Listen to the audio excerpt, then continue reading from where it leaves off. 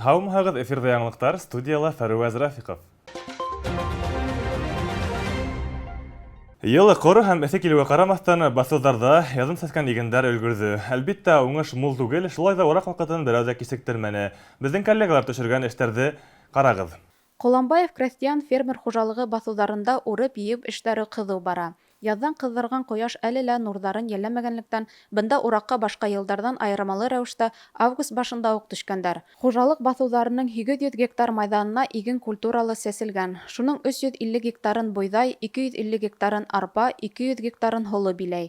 Шулай уҡ 10 гектар ергә сенаж сәселгән. Баҫыуҙарҙа 20 берәмек техника, 20-нән ашыу эшсе эшләй. Шул пока бүгенге көндә комбайнерҙар Нива комбайнда Галин Миңдеғәле, уның ташыуында ултыра Ахметов Самат, Баляҡта Йығыуырый Сингизов Ишмулла и подборкала Мухаметов Хайдар. Ташыуырыуҙа Ҡоланбаев Илнар. Шул уҡ беҙҙең системала ней бара. Халам ташыуырыға, ул ташыуҙа Садыков Фирғат Касимсотта ташыуыр и тиәүҙә Кираман Вадим. Игенселәр был майҙандарҙы урып һуҡҡандан һуң көнбағыш баҫыуҙарына төшөргә иҫәп тота. Быйыл был культура игенселәрҙең күҙ терәп торған үҫемлеге, сөнки ул бик уңған.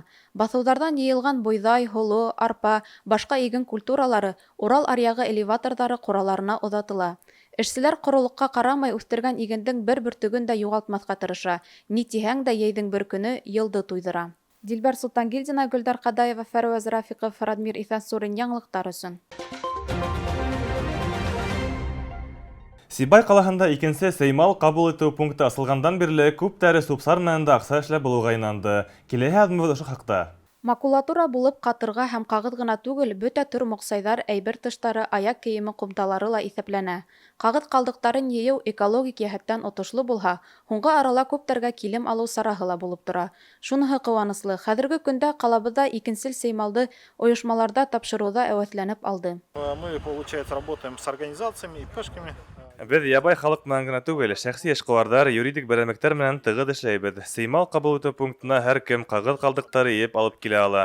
Ҡағыҙ ғына түгел, ҡумта, әйберҙәр тыштарында беҙ ҡабул итәбеҙ. Ҡалдыҡтар менән эш итеү өсөн асылғас, был йәһәттән беҙҙең ишектәр һәр ваҡыт асыҡ. Йыйып алған ҡағыҙҙарҙы ойошма эшселәре беренсел кимәлдә йыйнап, артабан эшкәртеү өсөн төрлө ҡалаларға йүнәлтә.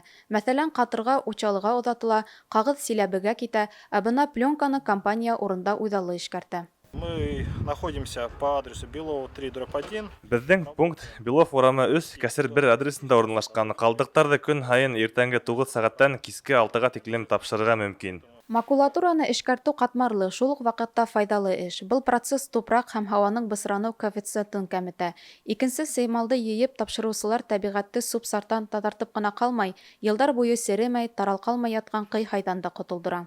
Дилбәр Солтангилдина, Гөлдар Ҡадаева, Максим Ноздрачев, Илдус Сурин, яңылыҡтар өсөн. Сибай үҙәк дауаханаһында Спутник V-Light вакцинаһының яңы партияһы килтерелде. Был хаҡта киләһе сюжетты ҡарағыҙ. Спутник V-Light революцион бер компонентлы вакцина. Ул вакцинаның этабын икеләтә арттырыуға ярҙам итә.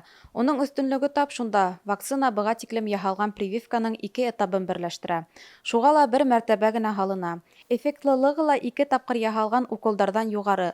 Лаборатор тикшереүҙәр күрһәтеүенсә, Спутник Light коронавирустың бөтә төр яңы штамптарында ла ҡаршы торорға ярҙам итә. Спутник Light создана. Спутник Light прививкаһы Гамалея исемендәге эпидемиология һәм микробиология фәнни үҙәгендә етештерелгән.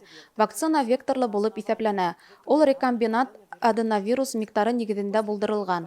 Прививка һалдырғандан һуң ул кеше организмына ят булған коронавирустың S аҡһымын бүлеп сығара башлай. Организмда антитела барлыҡҡа килә һәм ул иммунитетты нығыта. Был прививканы күптән түгел вируслы сирҙәр менән ауырып алғандар, хроник сирлеләр яһата ала. Уны йөклө, бала имеҙеүсе ҡатындарға һәм йәштәре 70 йәштән өлкәндәргә яһатырға ярамай. Спутник Light вакцинаһы хәүефһеҙ, уңайлы һәм һәр кем эшләтә алырлык прививка. Бер тапҡыр яһалыу менән генә түгел, коронавирусҡа ҡаршы йәһәт кенә антитела булдырыу менән дә алдыра. Ул шулай уҡ COVID-19 сиренең бөтә төр мутацияларына ҡаршы торорлоҡ эффект бирә. Спутник Light на сегодняшний день поступила в количестве 300 доз. Әлеге ваҡытта ҡала дауаханаһына 300 доза вакцина килтерелде. Уны яһатырға теләүселәр поликлиниканың процедура кабинетына мөрәжәғәт итә ала. Үҙеңдең һәм яҡындарыңдың сәләмәтлеген хәүеф аҫтына ҡуймау ғүмереңә яуаплы ҡарау билдәһе. Прививка яһатыу өсөн артыҡ көсөргәнеш кәрәкмәй. Бының өсөн вакцина яһатыу анкетаһын тултырырға һәм процедура кабинетына барырға ғына кәрәк. Үҙегеҙҙе һәм яҡындарығыҙҙы һаҡлағыҙ. Дилбәр Солтангилдина, Гөлдар Ҡадаева, Татьяна Огурцова, Илдус Сурин, яңылыҡтар өсөн. Был бүгін көндәге бөтә яңылыҡтар. Һеҙҙең өсөн мин Фәруаз Рафиҡов эшләнем. Беҙҙең бөтә сығарыштарҙы ла Instagram, бәйәнештә һәм YouTube селтәрендә ҡарай алаһығыҙ. Һау булығыҙ!